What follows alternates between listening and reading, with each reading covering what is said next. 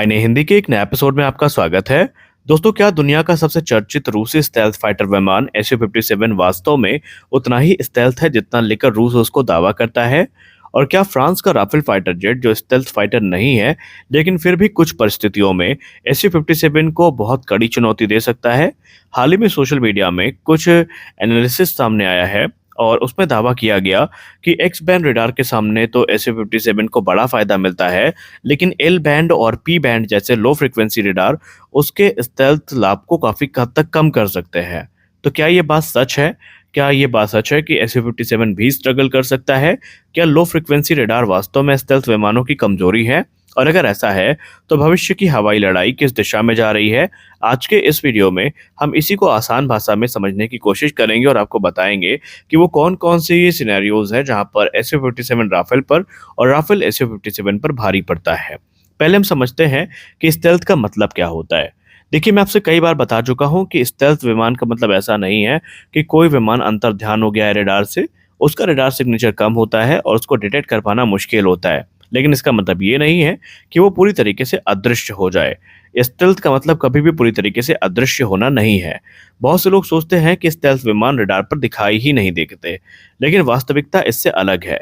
Stealth तकनीक का उद्देश्य विमान को पूरी तरीके से गायब करना नहीं, बल्कि उसके रडार क्रॉस सेक्शन यानी आरसीएस को कम करना होता है, जिससे दुश्मन के रडार को विमान का पता लगाने में अधिक समय लगता है और दूरी कम हो जाती है। और यही कारण है कि अमेरिकी F-22 Raptor, F-35 lightning II, China का JAS-20 और रूस के Su-57 जैसे विमानों में स्टेल्थ डिजाइन का उपयोग किया जाता है। अब आइए बात कर लेते हैं उस विवाद की जो इस समय चल रहा है।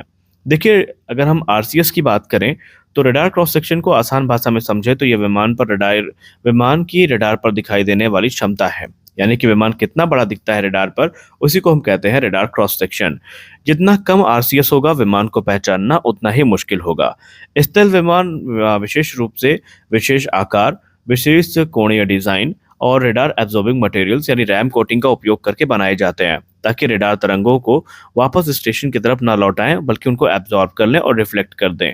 अब रडार फ्रिक्वेंसी काफी महत्वपूर्ण हो जाती है। देखिए, हर रडार एक जैसी फ्रिक्वेंसी पर काम नहीं करता। दुनिया में अलग अलग प्रकार के रडार अलग अलग फ्रिक्वेंसी बैंड्स पर काम करते हैं, या आप ये कह सकते हैं दुनिया में अलग अलग प्रकार के जो रडार हैं वो अलग अलग फ्रिक्वेंसी पर उपयोग करते हैं। जैसे कि एक्स बैंड रडार हो गया, एल के यू बैंड हो गया, सी बैंड हो गया, एस बैंड हो गया, एल बैंड हो गया, पी बैंड हो गया, वीएचएफ बैंड भी हो गया। और इनकी जो कार्य प्रणाली है वो आपस में काफी अलग होती है। अब एक्स बैंड रडार होता क्या है? देखिए, एक्स बैंड आधुनिक विमानों और मिसाइलों में सबसे अधिक उपयोग किया जाता है। इसी बैंड में हमें fire control radar, missile seeker, airborne tracking radar काम करते हैं। और ये वही रडार हैं जो दुश्मन के या युद्ध के दौरान लक्ष्य को ट्रैक करते हैं और मिसाइल को गाइड करते हैं। स्टेल्थ विमानों को मुख्य रूप से इसी प्रकार के रडारों से बचने के लिए डिजाइन किया जाता है। तो Su-57 को एक्स बैंड में फायदा क्यों मिलता है, अब आइए ये जान लेते हैं। विश्लेषण के अनुसार Su-57 की पूरी डिजाइन उच्च फ्रिक्वेंसी रडारों के खिलाफ अनुकूलित पाई गई है। उसकी एंगुलर शेप, कंपोजिट मटेरियल्स और radar absorbing coating x band radar तरंगों को बिखेर देती है, या यूं कह लें आप एक्स बैंड रडार तरंगों को बिखेर देने के बाद इसका ये परिणाम होता है कि एक्स बैंड रडार जो है वो Su-57 को अपेक्षाकृत देर से पहचानते हैं, और यही Su-57 की स्टेल्थ क्षमता का मुख्य आधार भी है। अब यहीं से बहस भी शुरू हो जाती है। एल बैंड और पी बैंड रडार तरंगे लंबी होती हैं। लंबी तरंगों का व्यवहार छोटे तरंग दैर्ध्य वाले एक्स बैंड रडार से अलग होती है। जब भी लंबी तरंगे किसी स्टेल्थ विमान से टकराती हैं, तो कई बार वे उस डिजाइन को बाईपास कर देती हैं जो एक्स बैंड को भ्रमित करने के लिए बनाई गई होती है। और यही कारण है कि कई विशेषज्ञ मानते हैं कि लो फ्रिक्वेंसी रडार स्टेल्थ विमानों को अपेक्षाकृत बेहतर तरीके से पहचान सकते हैं। अब यहाँ पर क्या लो फ्रिक्वेंसी रडार स्टेल्थ विमान को पकड़ सकते हैं? इसके अगर हम उत्तर की बात करें तो काफी हद तक हाँ, लेकिन पूरी तरह कहानी इससे बड़ी है। देखिए, लो फ्रिक्वेंसी रडार बेसिकली विमान की मौजूदगी का पता लगा सकते हैं, लेकिन सटीक लक्ष्य निर्धारण हमेशा नहीं कर पाते। यानी रडार को पता चल सकता है कि आसमान में कोई स्टेल्थ विमान मौजूद है, लेकिन उसकी सटीक लोकेशन, ऊंचाई और गति को इतने सटीक स्तर पर ट्रैक कर पाना बहुत कठिन हो सकता है ताकि उसके अगेंस्ट मिसाइल लॉन्च की जा सके। अब बात करते हैं SU-57 वर्सेस राफेल की।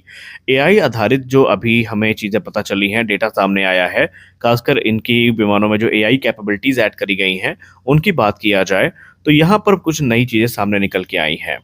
आजकल दोनों प्लेटफॉर्म में बड़े पैमाने पर एआई का यूज़ किया जाएगा और SU-57 में भी एआई फैक्टर होगा और राफेल के जो एडवांस इटरेशन है, इनमें भी एआई इस्तेमाल किया जाएगा, जिनकी मदद से जो बड़े विमान हैं या बड़े टारगेट हैं, उनको आइडेंटिफाई किया जा सकता है।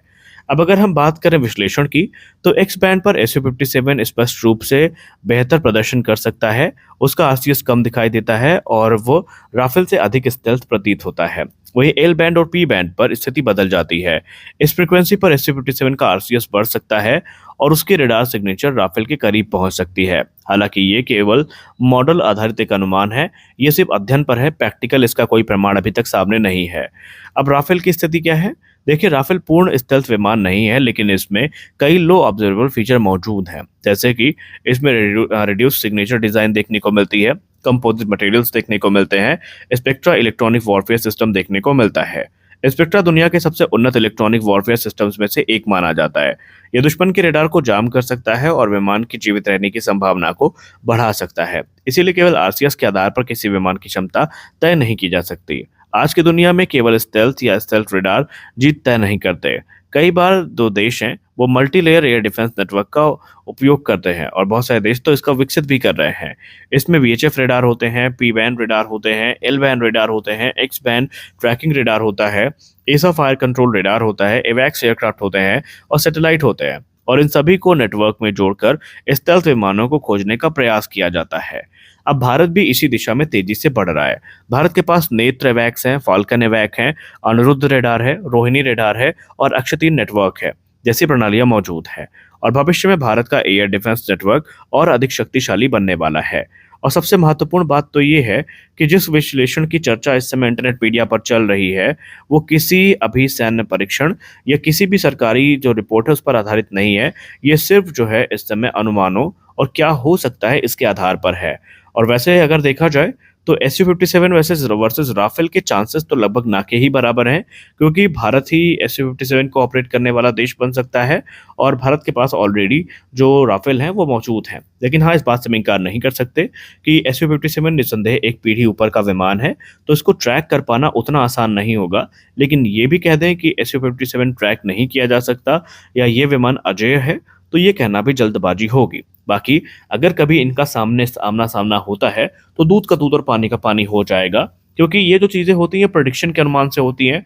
एक्सपर्ट्स जो होते हैं वो प्राप्त डेटा के आधार से अपनी रिपोर्ट तैयार करते हैं और उनमें गलतियां हो सकती हैं। आपको क्या लगता है कि क्या SU-57 और राफेल में भारत को किसके ऊपर ज़्यादा इन्वेस्ट करना चाहिए और इनमें से कौन बेहतर है? आप हमें ज़रूर बताएं। मिलते हैं अगले वीडियो में, तब तक के लिए जय हिंद।